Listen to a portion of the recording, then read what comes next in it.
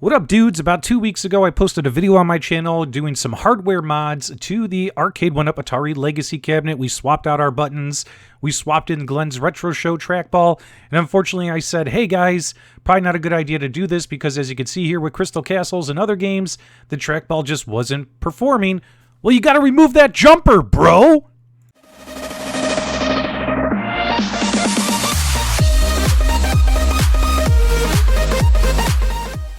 Huge thank you to the viewers of this channel, the subscribers. You guys are awesome for commenting on the last video, letting me know that I missed a step, as well as big thanks to Glenn's Retro Show as well, who messaged me as well.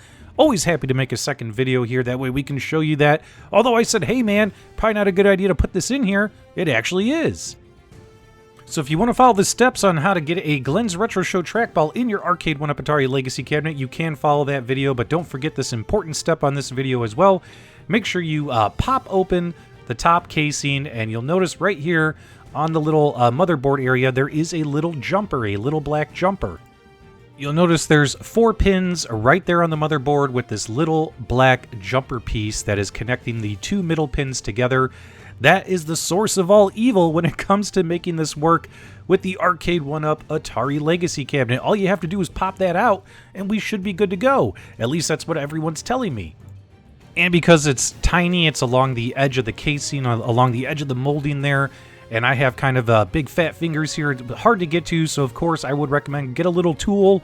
Like I use this mini screwdriver that I use for eyeglass repair on my eyeglasses, and you can go ahead and put that in there in between the middle pins, lift up, and that'll pop right out. Once it's removed, go ahead and get your trackball back in there because it just kind of floats in there. Get everything snapped back together. Make sure you didn't pinch or damage any of your wires that you need to plug back into the encoder board in the control deck. And we're ready for remounting and testing. Grab your Phillips screwdriver, screw that thing back into the control deck like so with your 4 little screws. Plug the cable back into the port that it goes to on the encoder board on the control deck, or control panel, however you want to refer to it.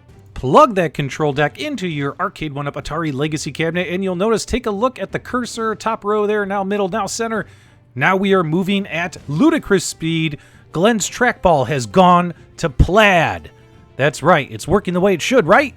The best way to tell is fire up Crystal Castles here, and as you can see, this character is moving the way he should. Super fast, super slick. This new trackball, Glenn's Retro Show trackball, is working the way it should, and just like it did when I put the trackball in the original Arcade1UP Atari 12-in-1 before I decided to upgrade to the Arcade1UP Atari Legacy cabinet, but I still wanted to have Glenn's products in there.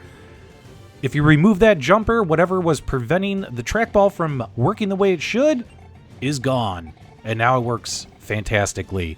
Thanks so much to the community and to Glenn's Retro Show for reminding me that I missed that step. Now we just got to figure out how to get Glenn's Retro Show spinner working on this particular cabinet. So I'm going to reach out to Glenn, see if he wants me to ship him my PCB board, as well as my control deck, to see if he can work his magic, or if he even needs my help at all.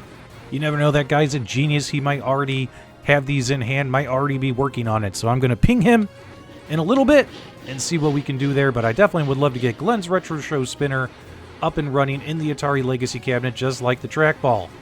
Having a great time doing this. Super fun. Link to order one off Amazon in the video description below. Hopefully you guys enjoyed the video. Thanks for your help. Give us a thumbs up on the way out. And as always, thank you for subscribing.